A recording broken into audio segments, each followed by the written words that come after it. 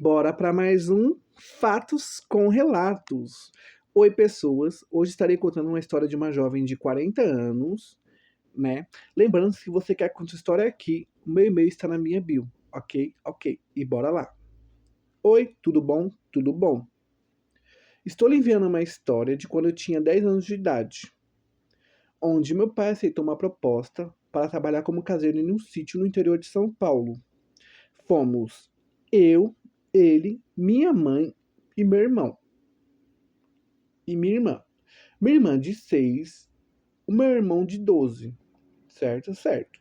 Na primeira noite, foi tudo certo, tudo ok. Bonitinho, tudo perfeito. Na segunda noite, por volta das 2, 3 horas da manhã, começamos a escutar passos.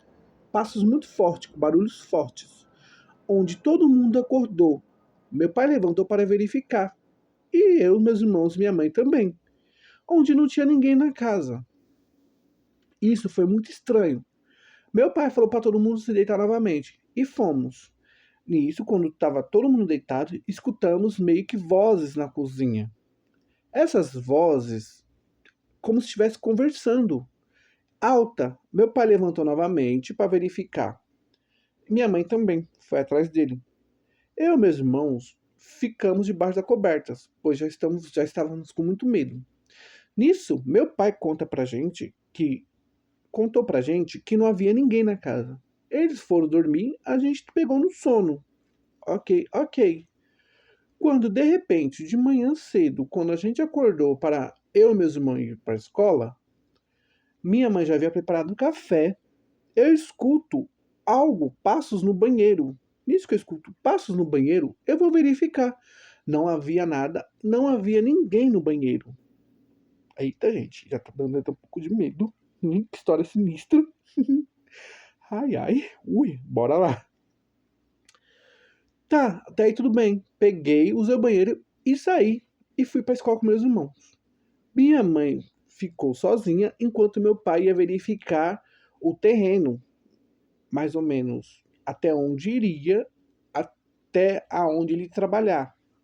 Né, a localidade, certinho. E conhecer uns vizinhos, deixando minha mãe sozinha em casa. Nisso, minha mãe contou pra gente que quando ela...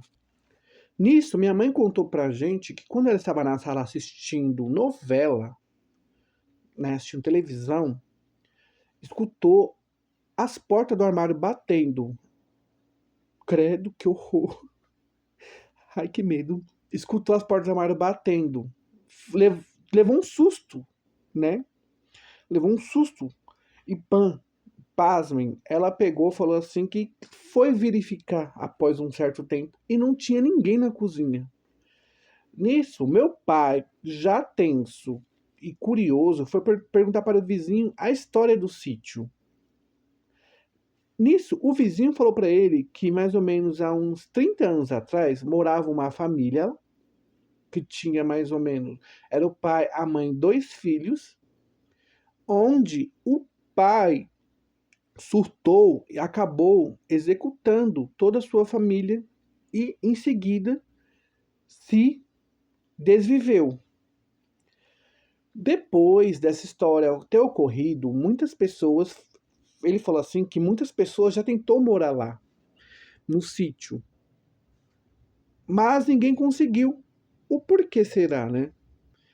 Porque muitas pessoas contou que ouvia vozes, passos, gritos durante a madrugada e que fatos estranhos ocorriam durante o dia, como porta batendo, passos, os mesmos procedimentos, quase os mesmos procedimentos da noite.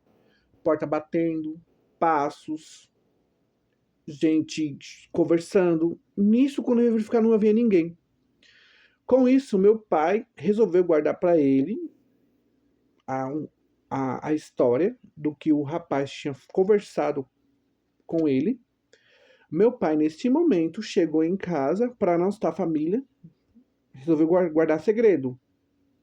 Passados-se alguns dias, né, após o ocorrido, meu pai pega e resolve contar pra gente a história do sítio, onde falamos que é pra gente não ter medo, porque o sobrenatural não existe e não existe fantasmas. Mas aí, os fatos continuam a acontecer na casa.